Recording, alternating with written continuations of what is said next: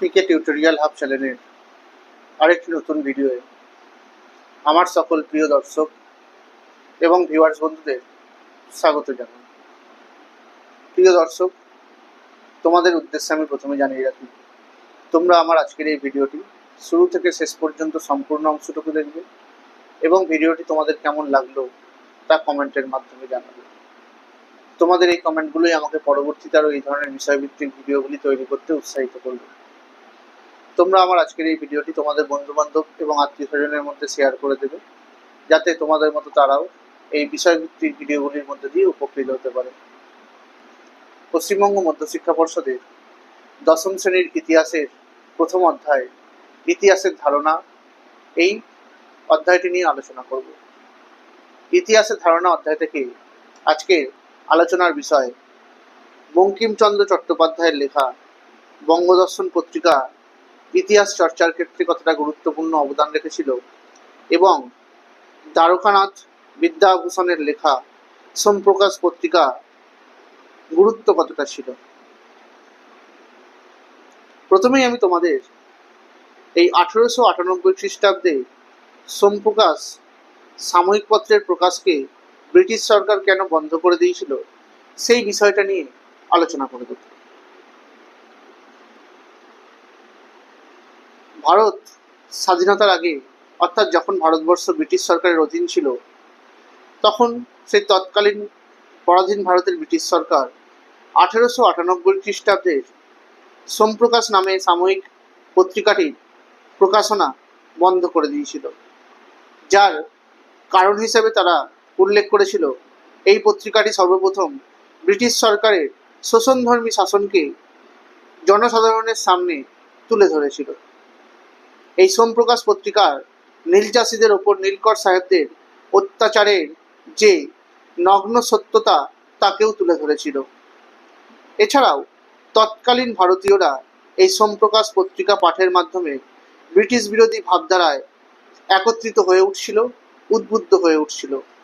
আর এই কারণেই লর্ড লিটন 1878 খ্রিস্টাব্দে সংবাদপত্র নিয়ন্ত্রণ আইনের মাধ্যমে এই পত্রিকাটিকে প্রথমে সাময়িকভাবে এবং পরবর্তীকালে 1898 খ্রিস্টাব্দে সম্পূর্ণভাবে প্রকাশনা বন্ধ করে দিয়েছিল।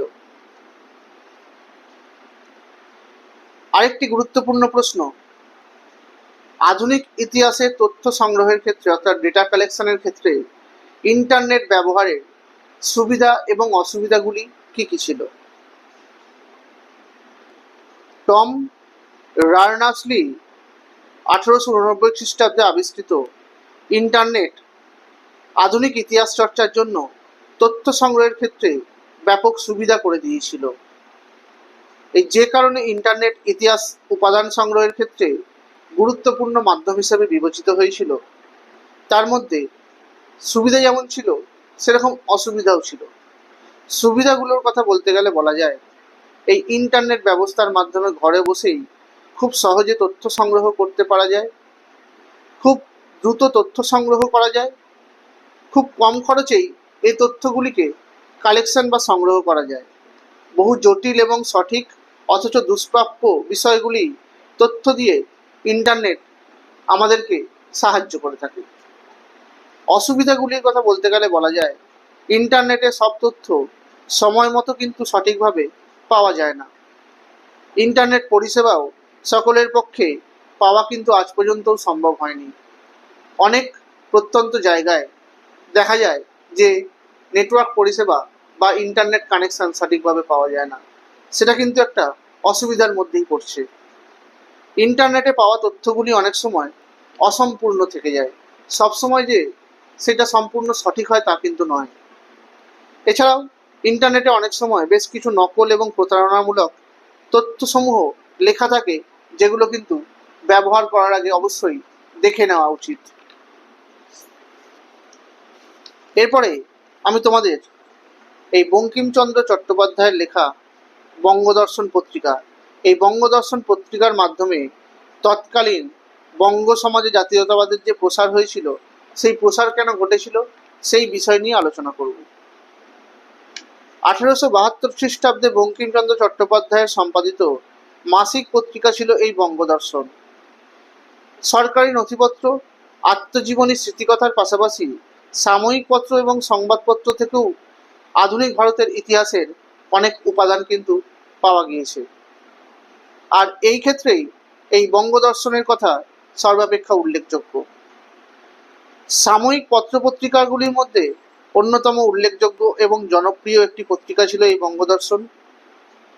এই বঙ্গদর্শন পত্রিকা যেভাবে জাতীয়তাবাদের প্রসারে সাহায্য করেছিল তার কথা বলতে গেলে বলা যায়, ঊনবিংশ শতকে বাংলার ইতিহাস রচনার ক্ষেত্রে অনেক ঐতিহাসিক তথ্যসমূহের যোগান দিয়ে থাকে এই বঙ্গদর্শন পত্রিকা।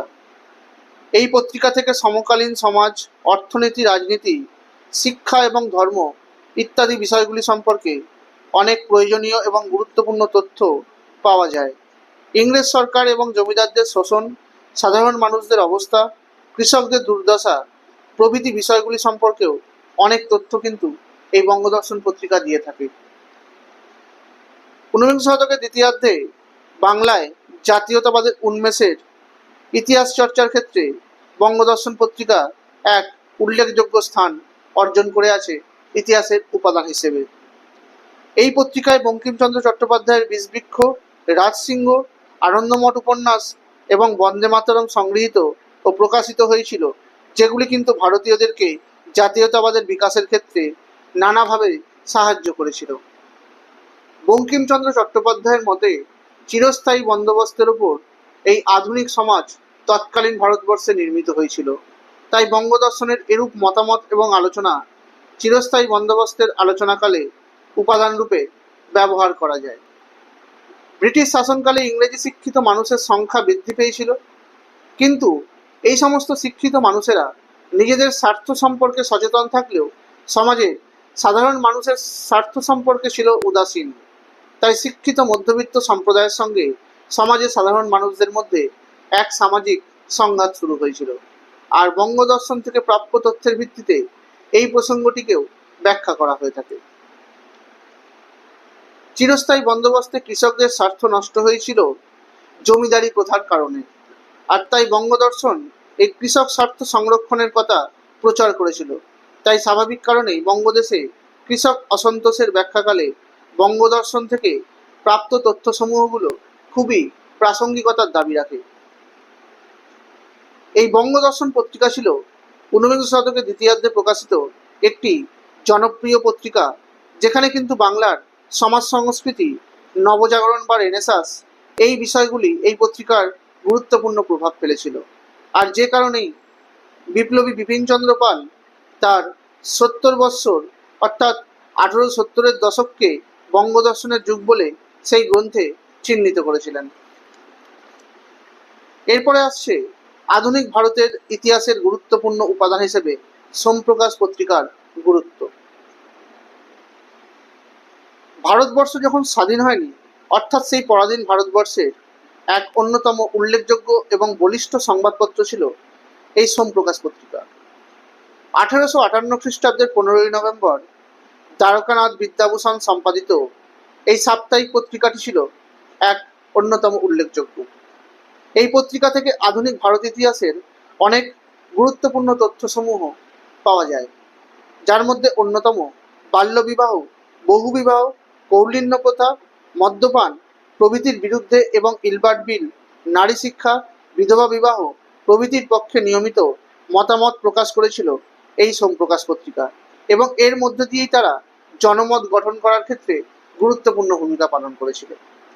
বাংলায় সোমপ্রকাশ পত্রিকাতেই প্রথম রাজনৈতিক খবরগুলি পরিবেশন করা শুরু হয়েছিল। 1857 খ্রিস্টাব্দের মহাবিদ্রোহ, 1859 খ্রিস্টাব্দের নীল বিদ্রোহ, 1858 খ্রিস্টাব্দে মহারানী ভিক্টোরিয়ার ঘোষণাপত্র, 1878 খ্রিস্টাব্দের লর্ড লিটন কর্তৃক সংবাদপত্র নিয়ন্ত্রণ আইন, 1883 খ্রিস্টাব্দে ইলবার্ট বিল প্রভৃতি বিষয়গুলি সম্পর্কে গুরুত্বপূর্ণ খবরাখবর এই সোমপ্রকাশ পত্রিকায় প্রকাশিত হয়েছিল। এই পত্রিকাটি নিয়মিত ব্রিটিশ সরকার এবং জমিদারদের শোষণ, অত্যাচার, সামাজিক ও রাজনৈতিক বঞ্চনা প্রভৃতি বিষয়গুলি তুলে ধরে পাঠকদেরকে সচেতন করে তোলা হতো। এই সোমপ্রকাশ পত্রিকা কৃষকদের সমর্থনে বিভিন্ন সংবাদ প্রকাশ করে কৃষকদের দিয়ে জোর করে নীল চাষ এবং চা চাষের প্রতিবাদ করেছিল। জমিদার মহাজন এবং নীলকর সাহেবদের বিরুদ্ধে কৃষকদের মতে ঐক্যবদ্ধতা জাগ্রত করার চেষ্টা করেছিল এই সোমপ্রকাশ পত্রিকা। তাই এই পত্রিকার মধ্য দিয়ে শিক্ষিত বাঙালি সমাজ ব্রিটিশ সরকারের অত্যাচারের বিরুদ্ধে সামাজিক এবং রাজনৈতিক আন্দোলনের পথে পা বাড়িয়েছিল। বিভিন্ন রাজনৈতিক খবরাখবর কিন্তু নির্ভীকভাবে অর্থাৎ ভয় না পেয়ে এই পত্রিকায় নিয়মিত প্রকাশ করা হতো। আর সেই কারণেই এই পত্রিকা ব্রিটিশ সরকারের কুনজরে পড়েছিল এবং লর্ড লিটন 1878 খ্রিস্টাব্দে এই পত্রিকাটিকে সাময়িকভাবে বন্ধ করে দিয়েছিল। যদিও তার 20 বছর পরে অর্থাৎ 1898 খ্রিস্টাব্দে ব্রিটিশ সরকার এই সোমপ্রকাশ পত্রিকার প্রকাশনা সম্পূর্ণভাবে বন্ধ করে দিয়েছিল। তাই বলা যায় সবশেষে সহজ সরল এবং নির্ভীকতার অর্থাৎ কাউকে ভয় না পেয়ে সমালোচনার মাধ্যমে এই সোমপ্রকাশ পত্রিকাটি ছিল সকলের কাছে এক আদর্শ সংবাদপত্র। 19 শতকের দ্বিতীয়ার্ধে এই ভারতীয়দের মধ্যে জাতীয়তাবাদের উন্মেষ ঘটানোর জন্য এবং ভারতের স্বাধীনতার যে পটভূমি রচনায় এই সোমপ্রকাশ পত্রিকার অবদান যে গুরুত্বপূর্ণ বা অপরিসীম ছিল একথা কিন্তু বলাই যায়। আমি তোমাদের এই ইতিহাসের দশম শ্রেণীর প্রথম অধ্যায়ের 9টি পর্বের ভিডিওতে যতগুলো গুরুত্বপূর্ণ প্রশ্নাবলী রয়েছে সবগুলো নিয়ে আলোচনা করে দিলাম। তোমরা প্রত্যেকটি পর্ব যদি ভালো করে দেখো তাহলে দেখতে পাবে প্রত্যেকটা প্রশ্নই তোমাদের পরীক্ষার জন্য আসন্ন 2026 সালের মাধ্যমিক পরীক্ষার জন্য গুরুত্বপূর্ণ। তোমরা আমার আজকের এই ভিডিওটি লাইক করে দেবে, কমেন্ট করবে, শেয়ার করে দেবে। আমার চ্যানেল নতুন দেখে থাকলে চ্যানেলটি সাবস্ক্রাইব করে দেবে, পাশে থাকা বেল আইকনটি প্রেস করে দেবে যাতে তোমরা আমার ভিডিও নোটিফিকেশনগুলো পেতে পারো। তোমরা আমার ফেসবুক পেজে ফলো করে দেবে আর ইনস্টাগ্রামে ফলো করে দেবে। ধন্যবাদ।